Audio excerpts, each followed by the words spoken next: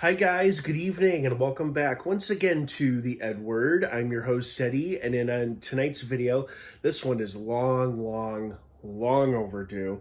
What happened was that this came out the day I went on vacation earlier this summer back in August. And I never got around to seeing it in theaters. And I finally, literally just now finished watching it on Max. And I liked it very much. Blue Beetle. Blue Beetle was one of the many unfortunate DC flops that came out. Well, not, I shouldn't do that. They were considered flops.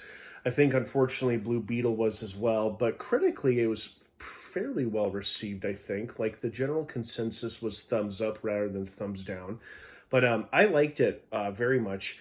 And I finished watching it on Max, and I can't believe it finally took me this long to watch it. And it's been such a crazy past couple of months with work and everything else I've had going on. I finally had a chance to watch this and get caught up on my DC movies. Well, this was the only one I wasn't caught up on. But I liked it a lot, and even though the movie's been out for a few months now, obviously if you haven't seen it and you still plan on watching it, you don't want to keep watching or listening to this review, as I will be discussing spoilers, plot details, character stuff, all that jazz. That being said, you have been warned. So let's dive right into it. So in short, I liked it. I liked it very much. It had a strong sense of the theme of family to it, which was really nice. It was quite an emotional movie, you know. It had a sense of community about it as well, too. Boy, I did not think they were going to... I mean, I wasn't surprised at all they killed off Victoria Cord, the bad guy, Susan Sarandon's character, and the guy in the big red metal outfit, Olmec, or Carapax, I think his name was. Yeah, I'm not surprised about that either. Those two dying, no shocker there. But I was surprised that Blue Beetle's father died. I guess his second heart attack crept up on him due to the stress of the event of losing their house and whatnot when they came under attack by Cordsmen.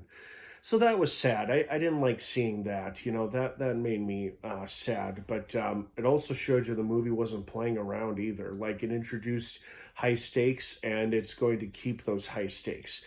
It was also quite funny. George Lopez was a real scene stealer in almost every scene he was in, and he was excellent comic relief. Not just because he's a comedian, but, you know, he just played that part very, very well as, like, the eccentric uncle. And he was great. Everybody did a great job in their respective roles. And oh my God, speaking of scene stealing, I love Nana with the big old machine gun thing going. That was awesome and unexpected. I'm so grateful I didn't have that ruined or spoiled for me in any way, shape, or form over the past couple months, because I heard a few details here and there, but nothing too spoilery. But that was kept from me, and I'm glad it was, because it was nice seeing that happen on screen unfold for the first time. So that was great. And then great action sequences, great fight sequences between Blue Beetle and Carapax and Blue Beetle and Cordsmen. And then the family getting involved and everybody getting their hands on some of the original Blue Beetle's tech was pretty cool too. And I guess the original he wasn't technically the Blue Beetle. He tried to be, but he couldn't be. Was this Ted Cord guy who was, you know, Susan Sarandon's brother and the father of Jenny, Blue Beetle's love interest. And I guess in that mid-credit scene, it was teasing that he is alive and he's out there somewhere, God knows where, but he's alive and he's somewhere in the DCU. Now, will he return under James Gunn's new regime? Who knows? What is interesting, though, speaking of James Gunn's new regime, is that James Gunn himself confirmed that Blue Beetle is one of the few characters who will be surviving this soft reboot of the DC universe, and he will continue to be played by the actor who portrayed him in this film. And of course, I'm blanking on his name. It was Solo. Am I saying that right? It's Xolo. Solo or Zolo?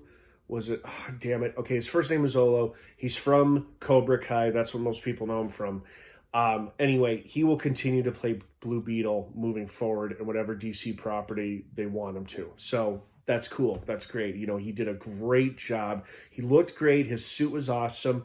I could certainly understand and see why this movie drew comparisons from the first Venom film and the first Iron Man movie as well.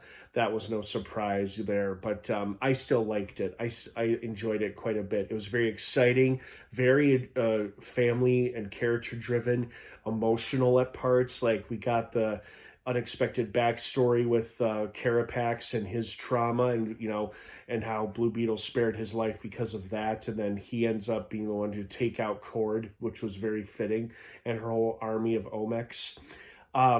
So yeah, very emotional, family-driven film in the form of a superhero origin story. That's how I would describe this movie, and I liked it for what it was. I really, really liked it, and it was fun, and I am looking forward to whenever Blue Beetle's next appearance in the DCU will be, whenever that is, and whomever he's with, or whoever. Oh, now I sound like that episode from The Office.